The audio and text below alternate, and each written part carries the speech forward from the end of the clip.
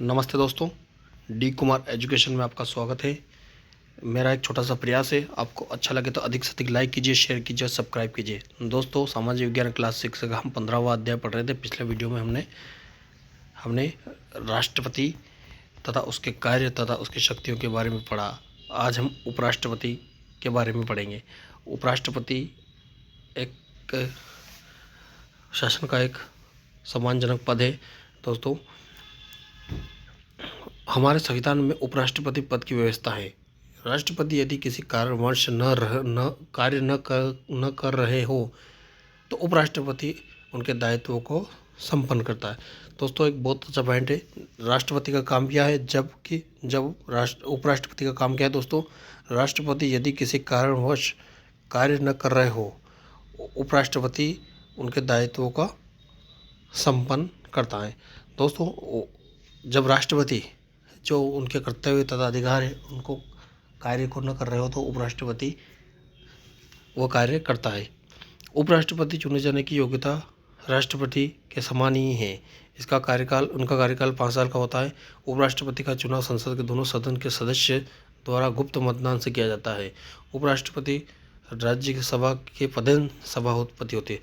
दोस्तों, एक बहुत अच्छा पॉइंट ये है, उपराष्ट्रपति राज्यसभा के पदेन सभापति होते हैं।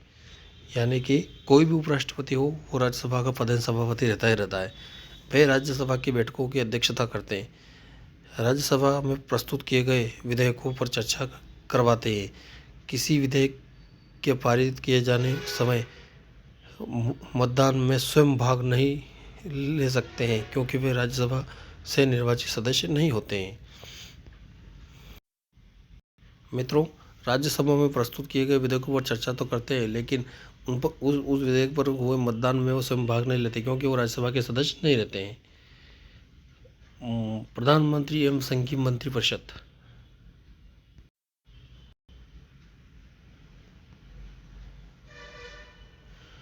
प्रधानमंत्री एवं संघीय मंत्रिपरिषद यानी कि कैबिनेट। हमारे संविधान में राष्ट्रपति की सहायता के लिए एक मंत्रिपरिषद की व्यवस्था की गई है। मंत्रिपरिषद का मुखिया प्रधानमंत्री होता है। हमारे संविधान में दी गई व्यवस्थाओं के अनुसार लोकसभा में जिस दल को बहुमत प्राप्त होता है उस दल के नेता को राष्ट्रपति सरकार गठित करने के लिए आमंत्रित करता है।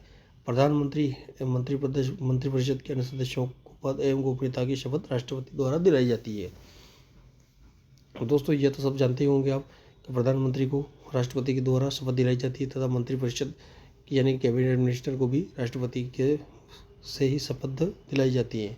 प्रधानमंत्री की सलाह से ही राष्ट्रपति मंत्रिपरिषद के अन्य सदस्यों की नियुक्ति करता है। इसे ही संघीय मंत्रिपरिषद कहते हैं।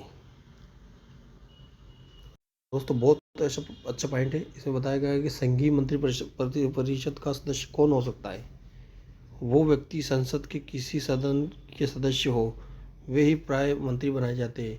यदि कोई व्यक्ति मंत्री बनते समय संसद के किसी सदन का सदस्य नहीं है तो उसे 6 माह के भीतर किसी सदन का सदस्य निर्वाचित होना आवश्यक है।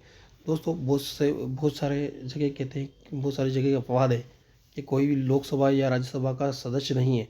हालांकि सामान्य तौर पर लोकसभा का सदस्य यानी कि चुनाव नहीं लड़ा और वो मंत्री बन गए, तो ऐसे मौके पे वो राज्यसभा के लिए निर्वाचित कर 6 महीने के अंतर्गत उनको राज्यसभा के लिए निर्वाचित करना पड़ता है। लोकसभा के खाली वैकेंट हुई पोस्टों पर लोकसभा का निर्वाचित होना पड़ता है।